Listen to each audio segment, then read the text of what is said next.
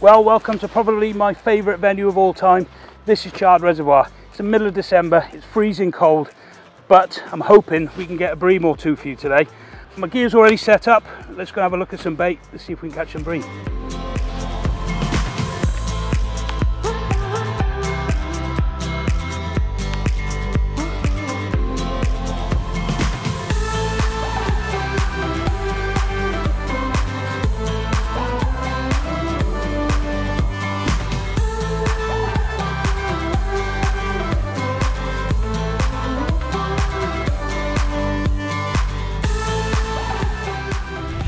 Okay, it's the middle of winter, it's now December and it's freezing cold.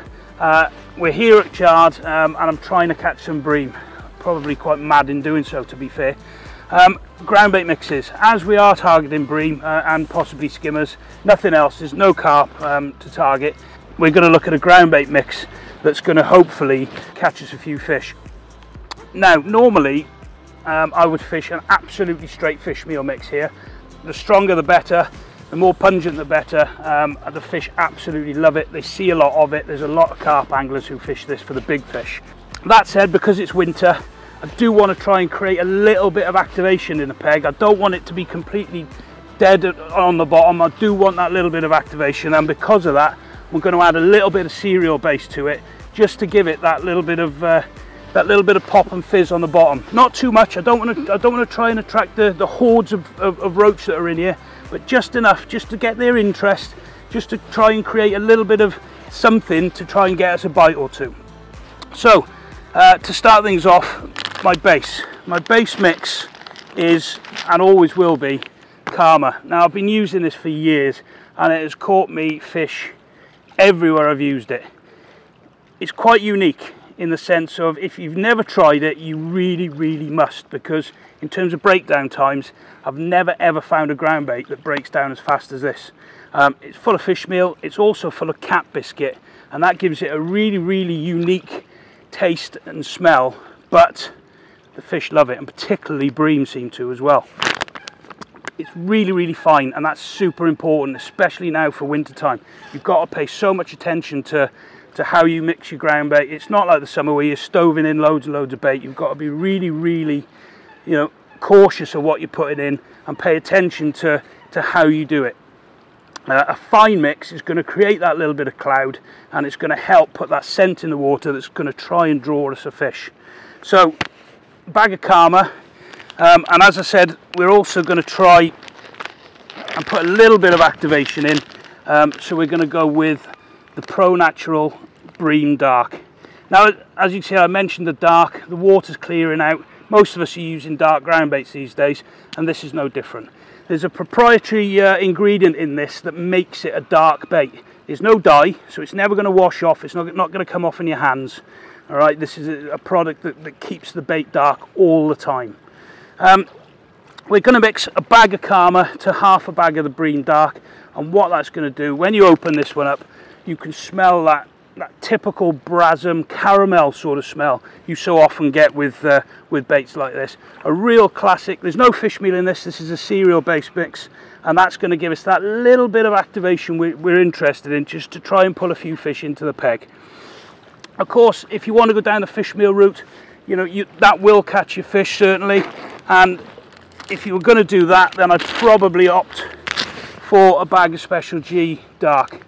Now, Special G doesn't need any introduction. It's been around a long time and it's been catching fish for years. One of the best fish meals out there. It's absolutely brilliant. So to give you an idea what I would use in the winter, if you wanted a fish meal mix, a bag of that mixed with a bag of Karma. 50-50, simple as that. That sounds a lot of bait, but of course, whatever you don't use, take home and freeze. You know, you could turf it in down the edge in the summer, you'll catch loads over it. Don't worry about things like that.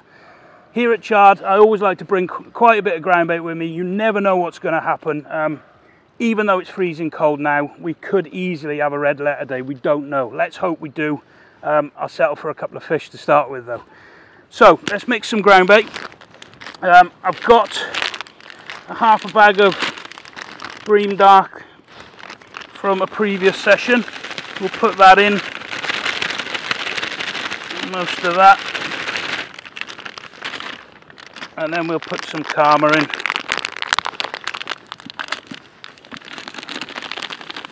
Because we're adding the Bream Dark, I don't need to add any form of dye or anything like that that's going to darken the ground bait. The Bream Dark's going to give us that dark tinge we need. Quick tip, for those of you not as experienced in mixing ground bait, don't use one of these, use your hands. You're going to learn a lot more by feeling texture, and you're going to find out what textures you require by feeling the ground bait and using your hands to mix it. I've done this a few times, so you're going to take the lazy option. Right, so that's mixed the 2 ingredients, and nothing out of the ordinary here. We're just going to add a good bit of water to the mix.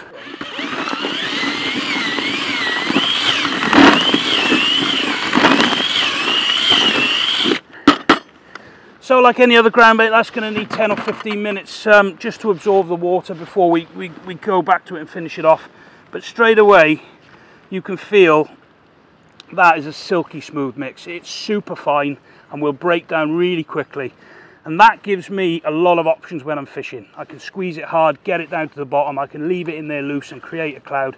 I can do so much with that. The only other thing that I bring as a definite staple are these. A bag of 2mm pellets. When Bream are concerned, you can't beat micros. Micros, sweet corn, they will always be in my bag when I'm going Bream fishing. I might not use them, but they are always with me. We'll certainly be putting some of these in today. So I'll let this rest, we'll come back to it and we'll go and have a fish. So 10 minutes later, as expected, this mix has dried out quite a bit. So let's add a little bit more water.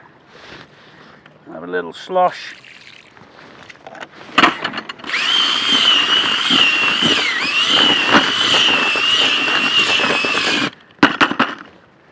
And that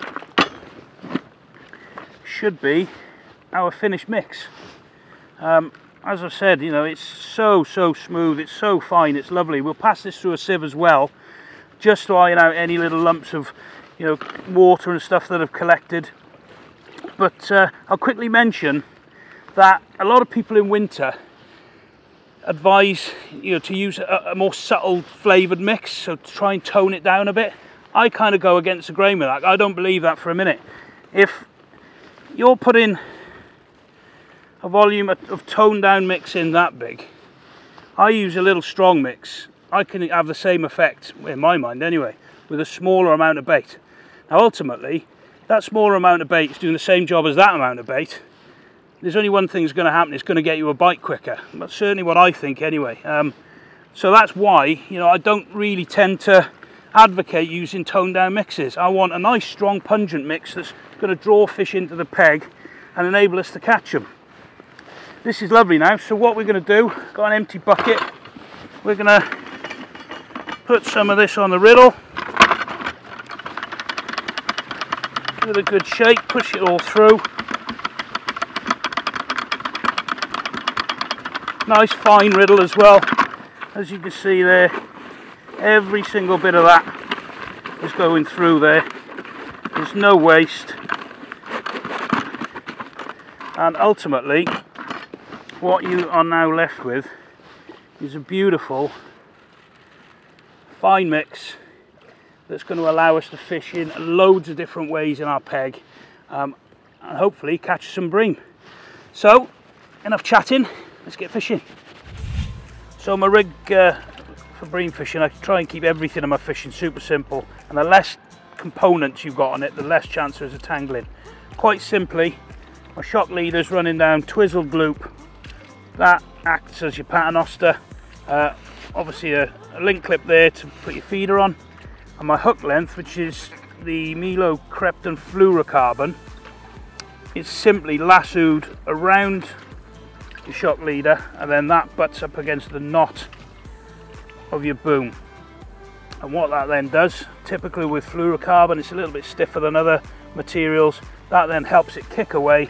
I've got no swivels, snap links, nothing that can get caught up in. It's tangle free, there's no weight on the rig at all, so it creates no resistance, and I've found this is absolutely brilliant. I'm never getting any problems with this, and I pretty much use that all the time.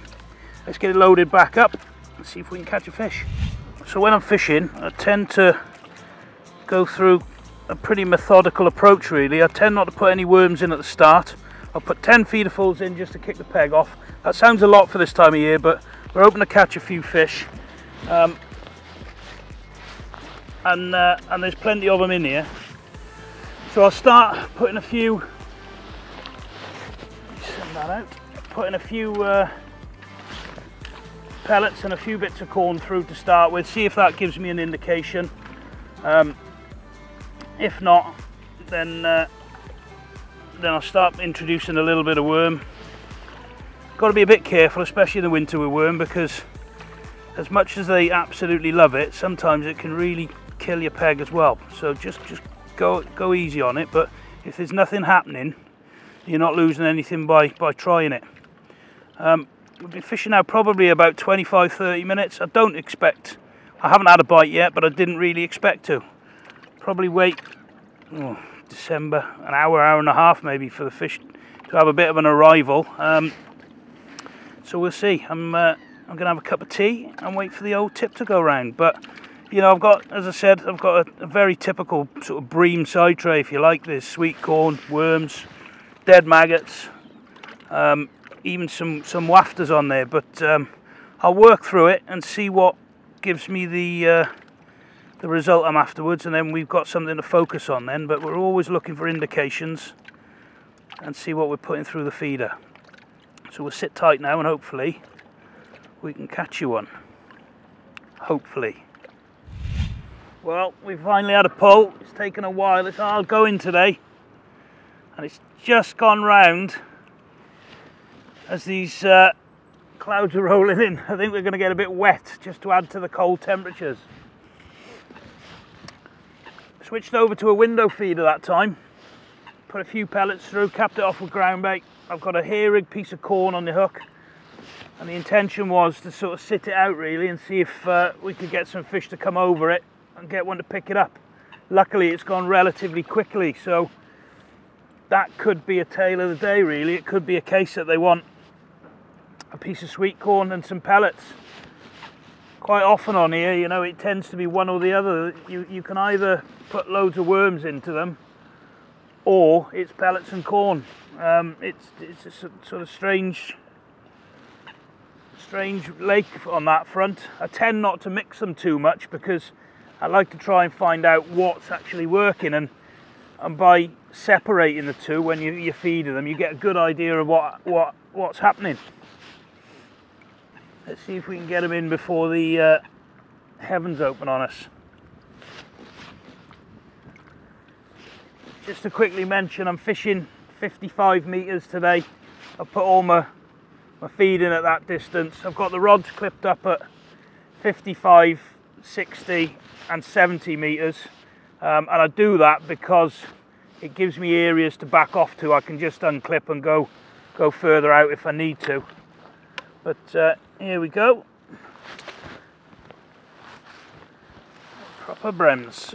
Beautiful.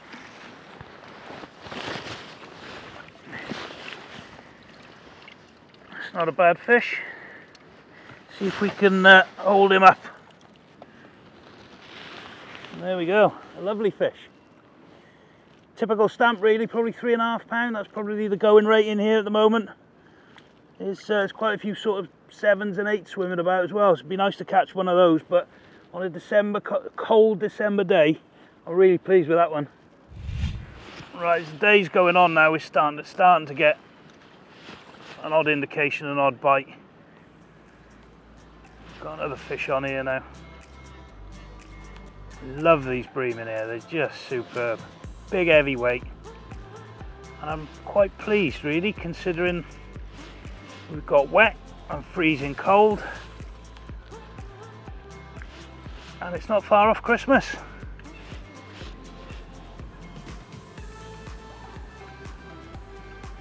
Not had many big fish today.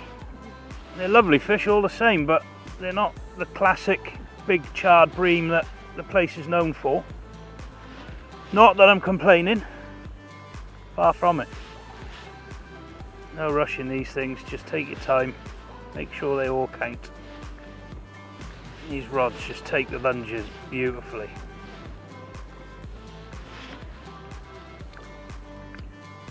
Another thing that's interesting, we've had a load of rain the last few days, and I know I'm making excuses, but the water level's risen nearly 3 inches today. And this is, what's this, 55 acres? So you can imagine how much water's come in over the last 24 hours. Frightening. There he is.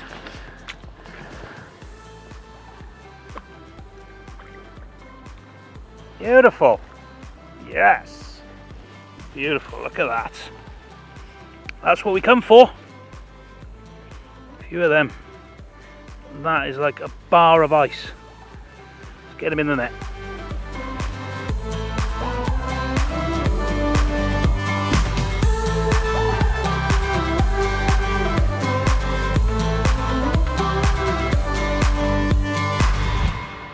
Well, there we are, we've come to the end of the day. I think this is the last bite for me. Let's get this one in, and I think that's going to be the end of it. What a lovely day in quite difficult, challenging conditions. I was a bit worried earlier on, but as usual, Chard didn't let us down. We've caught some bream.